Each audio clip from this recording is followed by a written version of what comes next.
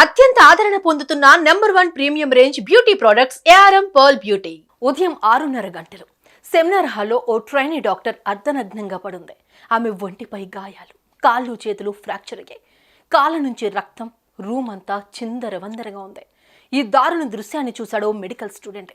అంతే, అతని కాళ్ల కింద భూమి కంపించినట్లయింది. డాక్టర్లకు, పోలీసులకు సమాచారం ఇచ్చారు.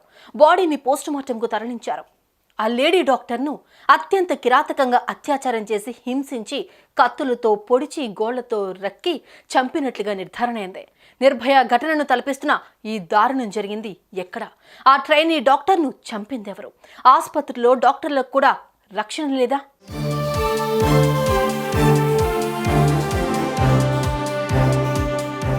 అది కోల్కతాలోని RG Kar medical college and hospital. ఇక్కడ second year post graduate female trainee doctor విధుల్లో ఉంది. నైట్ షిఫ్ట్ కావడంతో రాత్రి తన తోటి డాక్టర్లతో సెమినార్ హాల్లో కూర్చుని భోజనం చేసింది. ఆ తర్వాత రౌండ్స్ కంప్లీట్ చేసుకుని రాత్రి 3 గంటల సమయంలో చదువుకునేందుకు సెమినార్ హాల్కు వెళ్లి అక్కడ చదువుకుని కాసేపు రెస్ట్ తీసుకునేందుకు బెడ్పై పడుకుంది. సమయం తెల్లవారుజాము 4 గంటలవుతోంది. ఓ వ్యక్తి సెమినార్ హాల్లోకి వచ్చాడు. అక్కడే ట్రైనీ డాక్టర్ పడుకోవడాన్ని చూశాడు. రూమ్లో ఎవరూ లేకపోవడంతో అతని పాడు బుద్ధి బయటపడింది. డోర్ లాక్ చేశాడు. యువతి నోట్లో గుడ్డలు కుక్కాడు. ఆమెపై విరుచుకుపట్టాడు. తప్పించుకునేందుకు ప్రయత్నించిన ఆమెను పట్టుకుని ఆమె తలను గోడకేసుకుట్టాడు. రక్తం కారుతుండగా ఆమెపై అత్యాచారానికి పాల్పడ్డాడు. ఆపై తన దగ్గరున్న కత్తితో ఒళ్లంతా కట్ చేశాడు. గోళ్లతో రక్కేశాడు. అంతటితో ఆగలేదు. ఆమె ప్రైవేట్ పార్ట్స్పై కత్తితో ఘాట్లు పెట్టాడు. ఆమె మెడ విరిచేశాడు. ఆమె చేతి వేలు కూడా విరగొట్టాడు. బొడ్డుపై గోళ్లతో రక్కేశాడు. Caller bones విరిచేశాడు. ఆమె కాళ్ళ నుంచి రక్తం కారుతోంది. అప్పటికే కొనువు పెడుతూ ఉన్న ఆమెను వదలాలి అనుకోలేదు ఆ దుర్మార్గుడు. గొంతు నులిమి హత్య చేశాడు. ఆపై 4 గంటల 40 నిమిషాలకు సెమినార్ హాల్ నుంచి బయటకు వెళ్ళిపోయాడు. అంటే 40 నిమిషాల నరకం ఆమెకు చూపించాడు.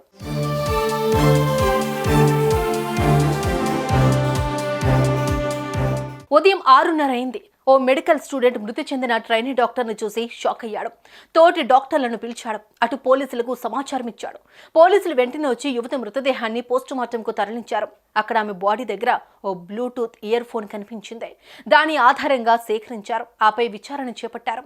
ఆసుపత్రిలోకి సెమినార్ హాల్ ఆవరణలో ఉన్న సీసీ ఫుటేజ్ను పరిశీలించి ఆ రూమ్ చుట్టుపక్కల తిరిగిన 6 అనుమానితులను పిలిపించారు. వారిని ప్రశ్నించారు. ఎవరూ మాకు తెలియదంటే మాకు తెలియదంటూ బొంకేశారు.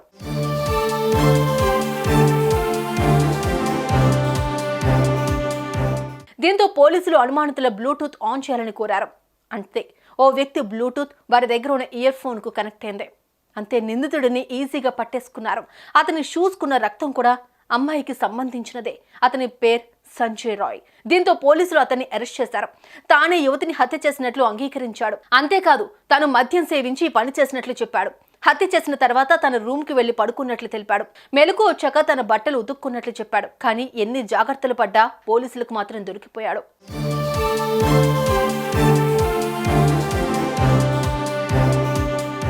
అటు సంజయ్ రాయ్ను పోలీసులు అదుపులోకి తీసుకుని అతని బ్యాక్గ్రౌండ్ వెరిఫికేషన్ జరపగా విస్తుపోయే విషయాలు తెలిసాయి.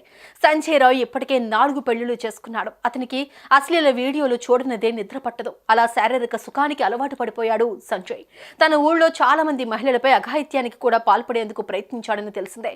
అందుకే తన సోదరు కూడా అతన్ని దూరం పెట్టిందే. కాగా సంజయ్ రాయ్ బాక్సింగ్ లో ట్రైనింగ్ తీసుకున్నాడు. ప్రభుత్వ ఆధీనంలోని ఆర్జికర్ మెడికల్ కాలేజ్ అండ్ హాస్పిటల్లోని పోలీస్ అవుట్ పోస్ట్ లో అతన్ని నియమించారు.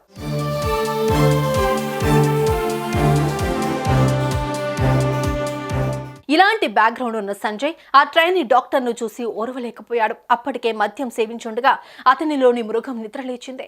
యువతిని అత్యంత కిరాతకంగా అత్యాచారం చేసి హత్య చేశాడు. అటు యువతి పోస్టుమార్టం రిపోర్ట్ మాత్రం కన్నీళ్లు తెప్పిస్తోంది. బాధితురాలి బొడ్డు, పెదవులు, వేళ్లు, ఎడమకాలికి గాయాలు ఉన్నాయి. బాధితురాలి నోరు మూసేసి కేకలు వేయకుండా ఆమె తలను గోడకు వేసి నెట్టారని రిపోర్ట్స్ చెబుతున్నాయి. కేకలు వేయకుండా ఉండేందుకు బాధితురాలి నోరు, గొంతును నొక్కుంచగా కళ్ళు, నోరు, ప్రైవేట్ భాగాల నుంచి రక్తం కారుతూనే ఉంది. అక్కడక్కడ కత్తిఘాట్లు, గోళ్లతో రక్కిన ఆనవాళ్లు కూడా ఉన్నాయి.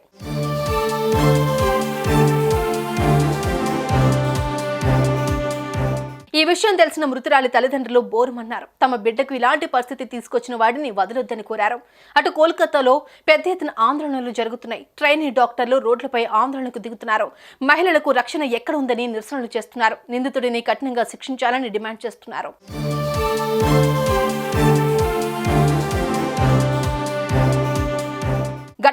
తెలిస్తేనే ఇంత కిరాతకమా అని భయమేస్తోంది. ఆ యువతి ఆఖరి క్షణాల్లో ఎంత క్షోభ అనుభవించిందో, ఆ రాక్షసుడి చేతిలో ఎంత నరకం చూసిందో ఊహించుకుంటేనే గుండె తరుక్కుపోతోంది. సింపుల్గా చెప్పాలంటే మరో నిర్భయ ఘటనలా అనిపిస్తోంది.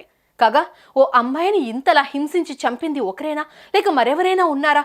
ఇప్పుడు ఈ ప్రశ్న కూడా తెరపైకొస్తోంది. మరి ఇలాంటి రాక్షసులను ఎలా శిక్షించాలి? కామెంట్స్లో తెలపండి.